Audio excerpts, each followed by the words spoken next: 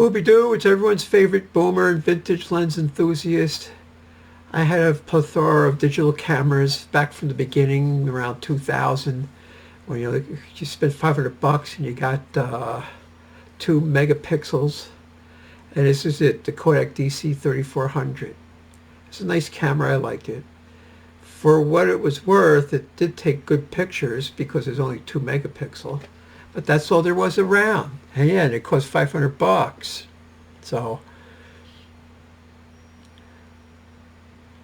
the maximum resolution was 1760 by 1168. The image ratio was 3:2. The sensor size, look how small the sensor was. Oh, it was a CCD too. What can I say? That was the deal. That was the deal. But like this, a couple years later, you were able to get from Kodak a 7 megapixel point and shoot for $100. So as the technology was advancing, the prices were going down.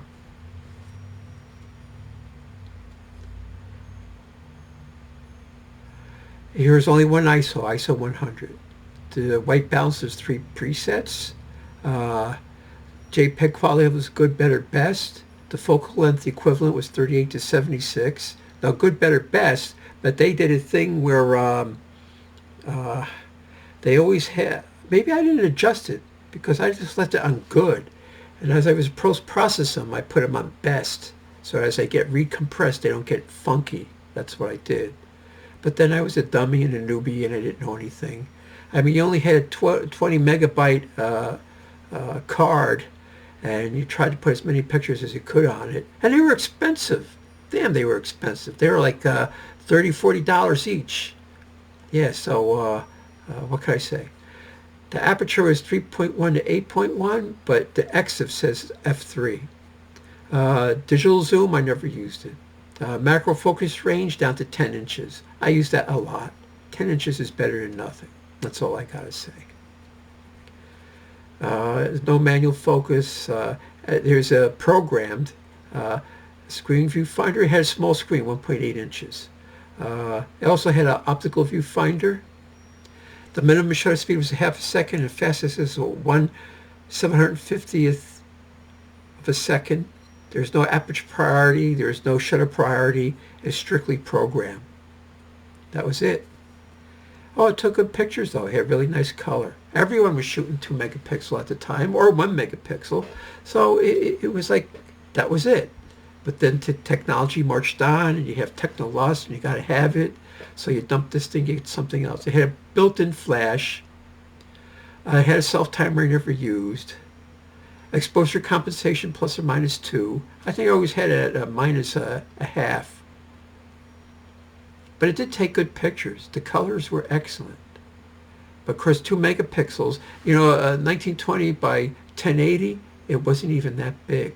So I had to resize them to 1920, and then I cropped them to 1080, and then I stuck them in this movie format. Yeah, 20 megabyte compact flash. And that was big bucks. A USB, I never used it. I always used a compact flash. I never hooked the camera up at a computer. It took 4 AA batteries. And you got quite a good lifetime out of it. I got to admit that, without a doubt.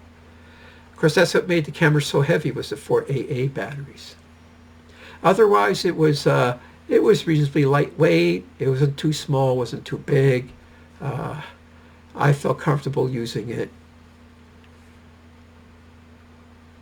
Here it is. It was 5 by 2 by 3. It's slightly less than 1 pound. No time-lapse recording, no orientation sensor. It wasn't environmentally sealed against dust or moisture. So, it fit in a coat pocket easy enough.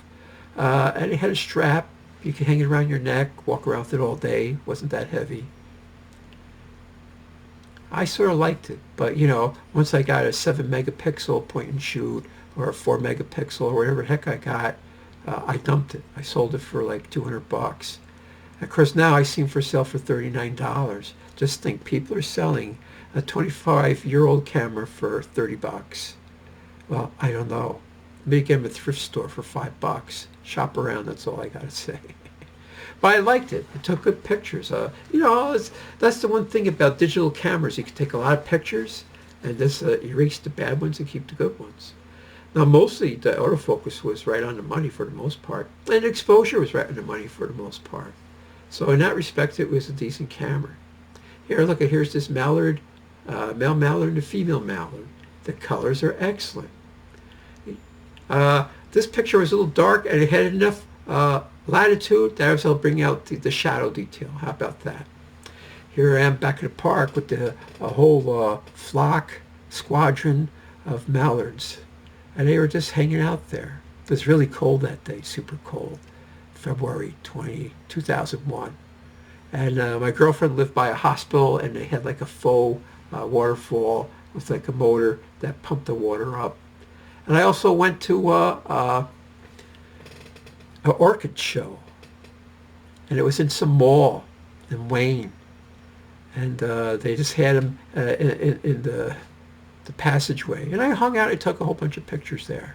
And I live next to this park, and I always bring it to the park with me. And fall is a great time to take pictures, without a doubt. And here are back in the orchid show. I went there early, and it was pretty sparse. There weren't too many people there. But that was good. I was able to hack around, look at the flowers. Of course, I was using the macro mode, which is only 10 inches away. That's as close as you could get. And the orchids were pretty big, though, and showy. I had someone throw in a rock, and I took this picture with the ripples. And here are back in the orchid show. The colors are vibrant and natural without being oversaturated. Kodak nailed the colors. That they did. 2 megapixels, well, you're not going to get much resolution or definition out of 2 megapixels, but they nailed the colors, which makes these things look so good. It's a nice camera. In its time, in its era, it was a nice camera. I don't know what would you use it for now. It doesn't have a movie mode. You can't use it for, a blogging camera or anything like that. So, but it did take good pictures. Look at these pictures. Of course, in this movie format, 1920 by 1080, yeah, well, that's the best you're going to get. I'm not doing any zoom ups because you can't. I had to enlarge these a little bit and then crop them to this size, and well, that's what you're going to get. Of course, you could use them to put in a brochure, like less than a half a page, easy enough. I guess it was good enough for product. If you want to make a catalog, sure. Or put them on a web page at 2 megapixels, full frame. They look really decent.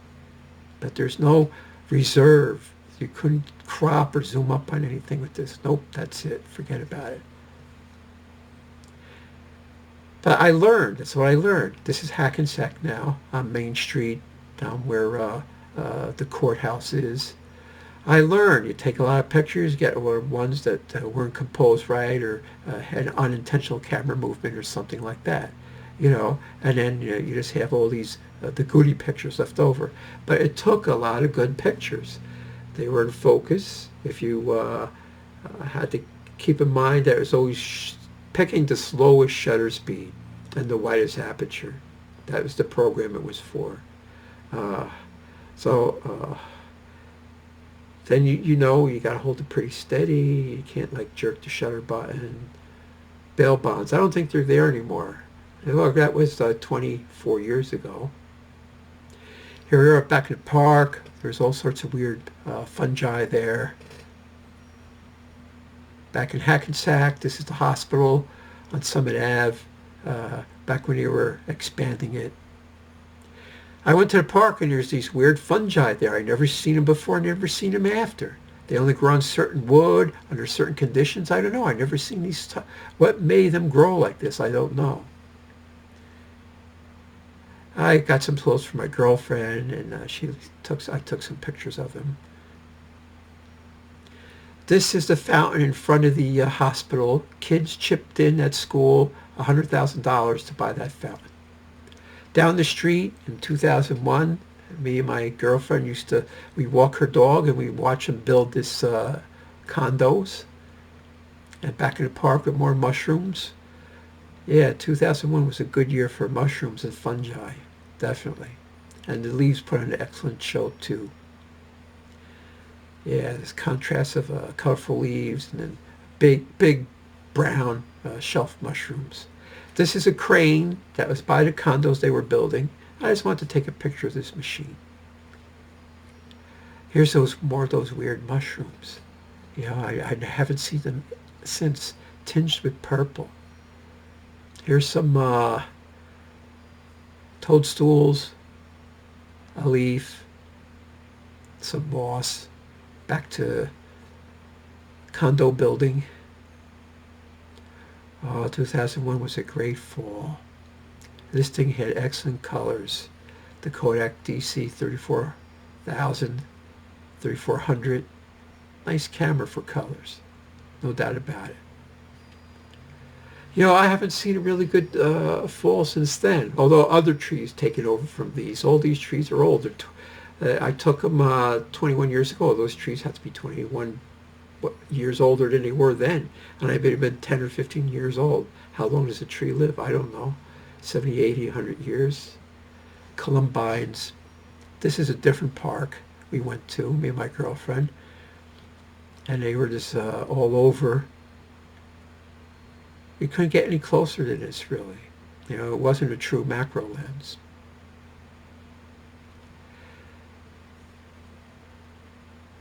This park had some abandoned buildings. Some rich guy used to own the land, and there's like a castle there.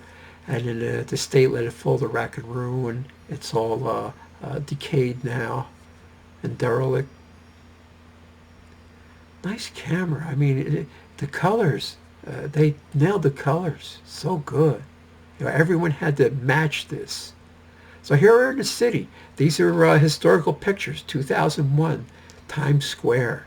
No, it's not like that anymore. Nope, not like this anymore. Not at all. Well, my girlfriend lived in Hackensack, and we would take the bus. We would drive to the ferry and take the ferry over. Then we would just hang out in nice summer evenings. You know, who was the mayor in 2001? Oh, Rudy Giuliano. Yeah, it was so safe to go to the city. Cops all over. Everyone was well behaved. You didn't hear about mass shootings or anything stupid like that, like you got today, or people being toll-chocked, knifed, and brutally raped or murdered, or set on fire in the subways, or random shooting, and you just get shot because you're in the wrong spot at the wrong time. Yeah, Rudy Giuliano, he knew how to run a city, and even Bloomy. I'll give Bloomy credit.